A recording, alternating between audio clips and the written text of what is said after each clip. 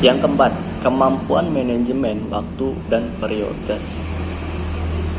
Supervisor yang baik harus sanggup mengatur tugas dan tanggung jawabnya sesuai urutan prioritas, karena ini akan membuat tugas supervisor yang berat tersebut menjadi lebih mudah, efektif, dan produktif. Bagaimana sih cara mengatur waktu dengan baik? Nah,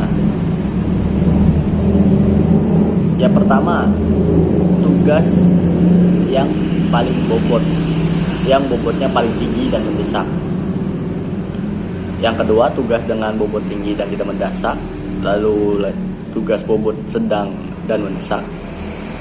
Yang keempat, tugas bobot sedang dan tidak mendesak.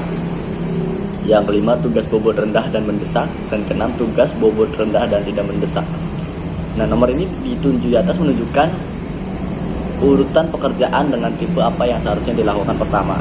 Jadi yang kita lakukan pertama itu yang lebih berat dulu, dan udah deadline baru kita kerjakan dulu. Nanti selebihnya yang kerjaan yang masih ringan lagi.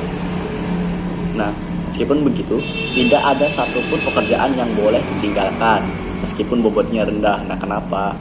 Lama-kelamaan, tugas yang bobotnya rendah jika tidak segera dikerjakan akan menjadi tugas dengan bobot tinggi dan mendesak. Tertentu ini juga disampaikan kepada anggota lainnya. Yang kelima, fleksibel dalam menerima perbedaan generasi di tempat kerja. Di zaman milenial ini, tidak semua cara berkomunikasi dan menyelesaikan pekerjaan dapat diselesaikan dengan cara lama yang mayoritas sangat kekal.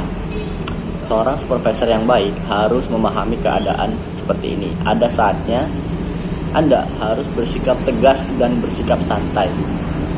Ini terbukti dengan adanya riset yang dilakukan oleh sebuah kampus yang berada di Florida, yaitu memahami perbedaan antara pada masing-masing individu dalam sebuah perusahaan dan menciptakan produktivitas kerja yang lebih baik dan unggul.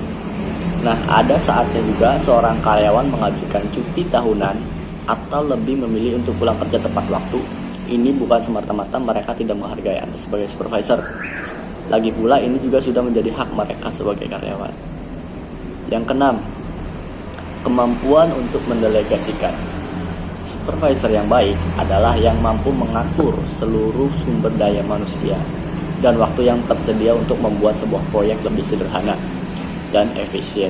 Nah, oleh karena itu, sebelum kalian menjadi supervisor, pastikan terlebih dahulu sudah memiliki pengalaman sukses dalam menangani proyek-proyek serupa yang kemungkinan akan menjadi tugas Anda sebagai supervisor nantinya.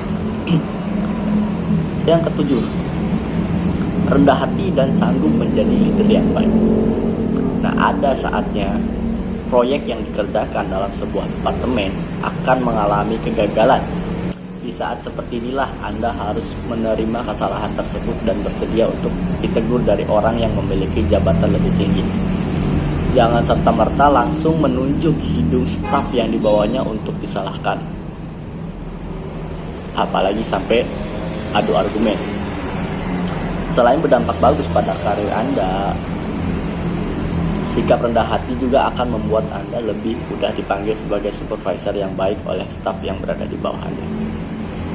Meskipun begitu, Anda tetap memiliki wewenang untuk mengatur staf yang memiliki performa kurang baik dan terbukti melakukan kesalahan, sehingga berujung pada pemberhentian proyek untuk sementara waktu.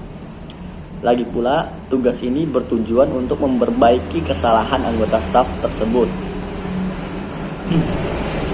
Oke, yang terakhir adalah profesional. Nah, Anda tahu apa wewenang seorang leader? Mulai dari memberi penghargaan pada staf, mengusulkan staf mengenai kenaikan jabatan, hingga memberikan hukuman kepada staf yang melakukan kesalahan. Nah, oke. Itulah tips 8 tips yang bisa kalian ikuti untuk menjadi seorang supervisor yang mumpuni.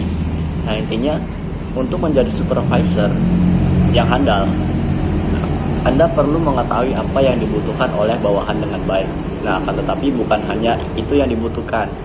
Anda juga perlu memiliki semangat tinggi untuk mencapai tujuan perusahaan.